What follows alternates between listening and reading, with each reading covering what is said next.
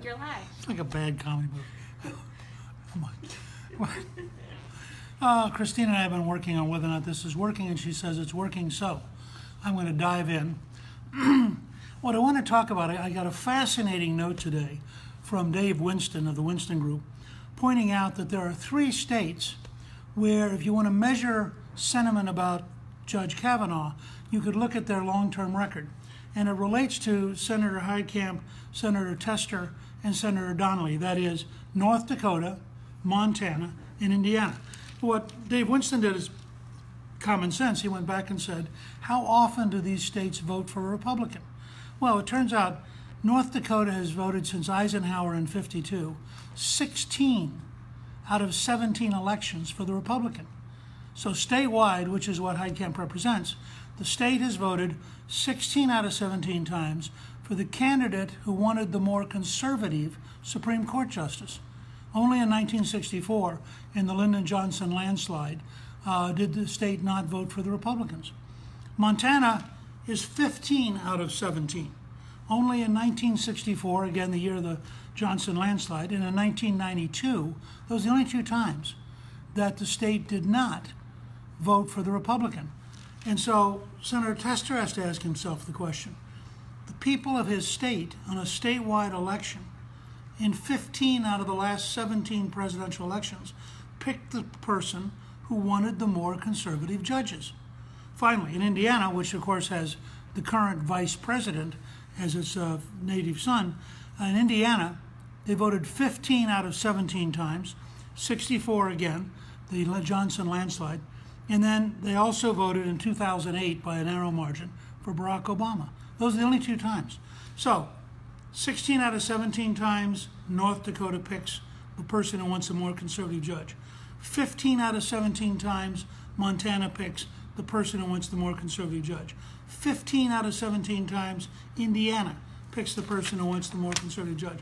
What hit me, looking at this entire fiasco, in which the left has gone crazy and thrown smear after smear, accusation after anything they could do to slow down Judge Kavanaugh, because he is the swing vote.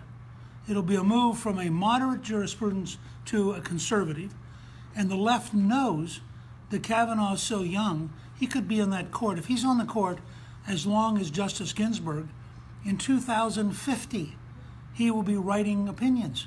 So the left has gone crazy. They first went out and found somebody who remembers that 35 or 36 years ago, in a party she can't quite remember, in a house she can't remember, in a date she can't remember, but she does remember something involving Kavanaugh. That wasn't quite enough. Then the New Yorker went out and found somebody who couldn't remember and said, I can't remember. But after 6 days of coaching by a lawyer and 2 New Yorker reporters, she remembered. It must have been Kavanaugh. Now what's interesting is, in that setting, the New York Times, hardly a fan of Judge Kavanaugh. The New York Times, for weeks, interviewed people about this story. They knew the story. They could not find, in weeks, a single witness who said it happened. Now let me go back to the first story. In high school, every person she's been able to name as a witness has said, it didn't happen. I wasn't there. She's not right. Every person. She has no witnesses who were there. Now we come to the second challenge. This is a woman in college. The people she cites all say, I don't think it was true. I didn't notice it. It didn't happen. Now you get to this third new witness brought to us by the famed attorney for prostitutes and pornography. And Avenatti finds somebody who suddenly thinks she remembers having seen things that she thinks might have happened at a series of like 10 parties in the same summer. But she was in college at the time, and she apparently was drinking a lot at the time, so she doesn't actually, not totally sure, but she's pretty sure that she's sure about what she's not sure of.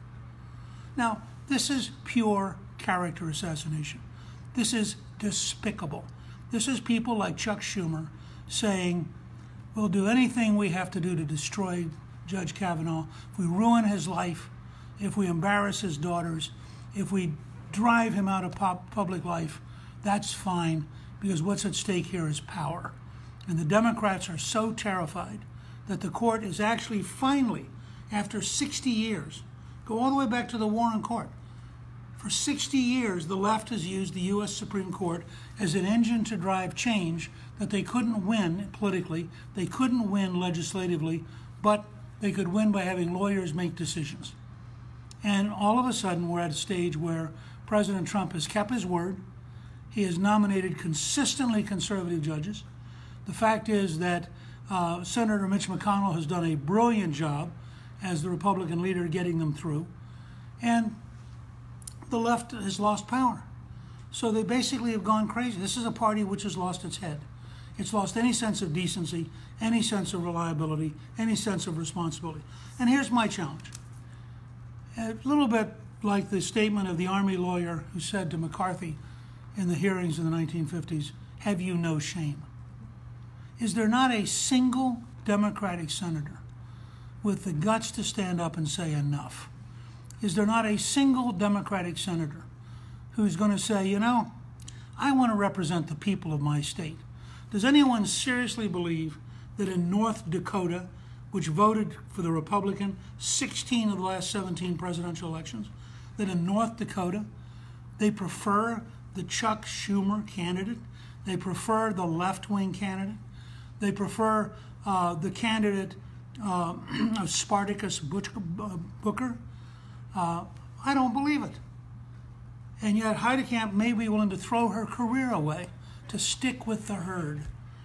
Does anyone really believe that in Montana, which voted for 15 out of the last 17 elections for the Republican, that they're opposed to the conservative justice and they want to wait to get a radical judge? I don't think so. You know, these are states that Trump carried in part because he said he would appoint conservatives to the court. These are states where it resonated. In Indiana, carried by Republicans 15 out of 17 elections with the incumbent Vice President of the United States, do we really believe that the people of Indiana would rather have the candidate of left-wing radical Democrats? I don't believe that. So, it's a real interesting test for Heidecamp, for Tester, for Donnelly. I didn't include West Virginia, although that's one of the states where Trump had his highest majority, because West Virginia for a long time voted Democrat before they finally just got fed up and quit and became a Republican bastion. Southern Missouri and down along the Ozarks. And he used to say, you know, there are some issues you aren't enough wagon tongues back home to stand on and explain. And the point he was making was that in a rural district, when you'd go out and you'd campaign, you'd get up on the wagon and you'd talk to the crowd. And some issues are so crazy, you couldn't talk to the crowd. Well, I want to see these senators go home and explain why they were with the left wing of their party, why they would block a conservative. And I'd like to see them try to defend the excuses. This is a good judge, a man with a long record, a man who has consistently had his decisions upheld by the Supreme Court, a man who in public life for his entire adulthood has been seen as an impeccable person, somebody who coaches his girls' basketball team, somebody who has been actively involved in his church, somebody who had 65 women who wrote a letter saying they have worked with him, they have known him, in some cases they've dated him, and these stories simply don't reflect the person they know. And I'd like to see the excuse in states that have consistently voted Republican, of senators who go home and say, well, you know, I found this flaw. Because these are states with lots of small towns with common sense where people are going to look at them and say, let me get this straight. 36 years ago, that's what you're basing this on? And I think it's going to be a fascinating test. I personally find it hard. I don't want to believe that the Democrats have decayed to such a degree that not a single Democratic senator will have the courage to stand up and say enough. No more character assassination, no more vicious lies, no more people coming out of the woodwork at the last minute. This is a decent man. He meets every standard of being a Supreme Court justice. And if you're from a relatively conservative state, he is a lot closer to the values of your state than somebody that Elizabeth Warren would pick. So it's going to be a fascinating test. I look forward to it.